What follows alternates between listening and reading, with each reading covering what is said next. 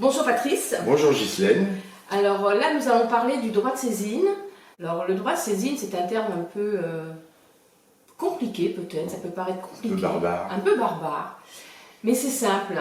Ça peut permettre à la population de nous interpeller sur des sujets bien particuliers. Qui leur tiennent à cœur. Voilà, tout à fait. Il suffit que les personnes se regroupent, peuvent faire une espèce de pétition. 0,05% de la population, soit environ 25 personnes. Oui, ça, on avait décidé ça pour que ce soit très accessible. Oui, parce que tout à fait.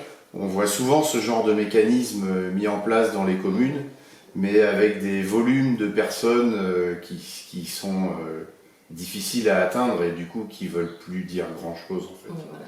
C'est pour ça qu'on a été descendu très très bas pour faire ça. Une fois cette pétition a atteint son quota de signatures, donc nous on s'engagera dans les 1 mois ou 2 mois suivants à inscrire le sujet à l'ordre du jour du conseil municipal. Bien évidemment, on aura travaillé dessus avant, parce que c'est pas le jour du conseil qu'on a ce genre de discussion réellement. Donc on commencera à travailler avant sur le sujet et puis on présentera le résultat de notre travail au conseil. Et ensuite, ma foi, il y aura des décisions, des choix qui seront prises par le conseil municipal. Par le conseil municipal, bien entendu, démocratiquement comme on a l'habitude de le faire. Une réponse sera toujours apportée aux concitoyens. Oui, ça c'est très important. Et une explication, pas que la réponse. Pas un oui ou un non lapidaire. Je pense que vous avez réfléchi à ça, c'est quand même qu'il y ait une explication du oui, une explication du non. Oui, comme on l'a souvent fait remarquer, pas que sur ce sujet-là d'ailleurs en fait.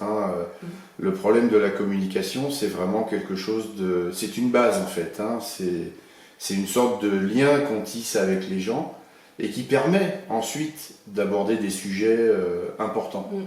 Et la base de la communication, c'est la confiance, et la confiance, ça s'acquiert en gardant le dialogue ouvert tout le temps, en rappelant les gens, en les obligeant pas à revenir vers nous 3 fois, 4 fois pour savoir où on en est, etc., etc.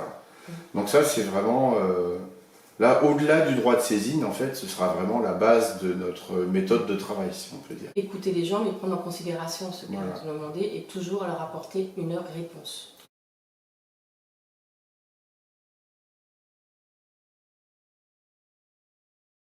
Donc Ghislaine, est-ce que tu peux expliquer pour nos concitoyens pourquoi tu tenais tellement à ce qu'il y ait ce droit de saisine sur notre programme et qu'on le mette en place dès notre arrivée? Pour moi, il était très important que les Freneusiens puissent prendre la parole simplement, mais s'ils avaient besoin à un moment donné de faire des demandes officielles, qu'ils aient les moyens de le faire. Mais le but premier, ce n'est pas qu'ils aient besoin du droit de saisine. On est bien d'accord. Oui, puisque en fait, on s'est rendu compte, après quelques heures de travail sur le droit de saisine, finalement, on s'est aperçu que c'était juste notre manière de fonctionner normale et qu'au final, ça ne devrait pas être utilisé, les gens ne devraient pas en avoir besoin pour être écoutés. Voilà, tout à fait. Mais voilà, ça permet d'avoir une garantie si jamais on loupait un sujet, on ne sait jamais. Oui, tout à fait. Les gens peuvent très bien nous remonter un sujet auquel on n'a pas du tout pensé. Oui, tout à fait. Et là, effectivement, c'est un moyen de nous toucher.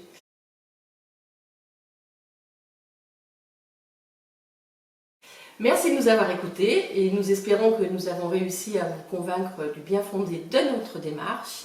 Et nous vous disons au 28 juin pour confirmer votre confiance. Votre confiance. Merci beaucoup. Merci.